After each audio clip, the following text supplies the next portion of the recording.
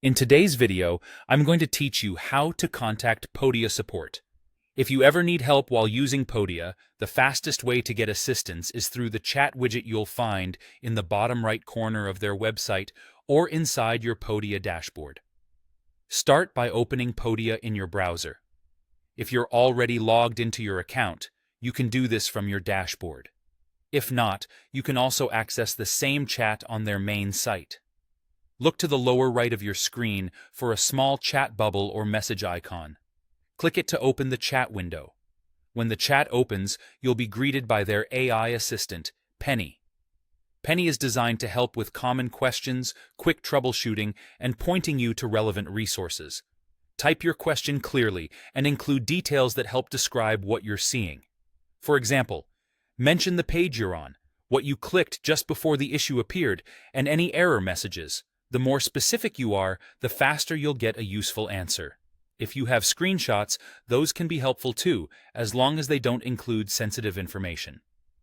Avoid sharing passwords, payment details, or any private keys in the chat.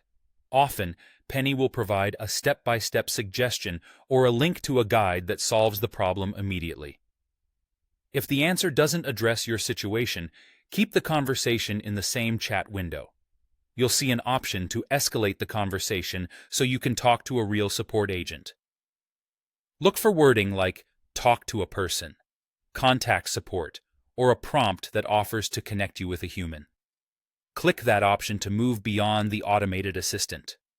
When you escalate, you may be asked to describe the issue again in a sentence or two. Keep it concise but complete. Include relevant context, such as the product or page you're working on and what you expected to happen versus what actually happened.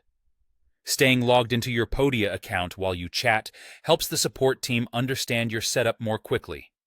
Once you've escalated, leave the chat window open so you don't miss replies.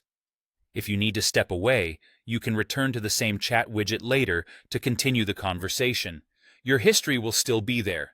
If the solution works, let them know so they can close the loop and share any extra tips. And that's it.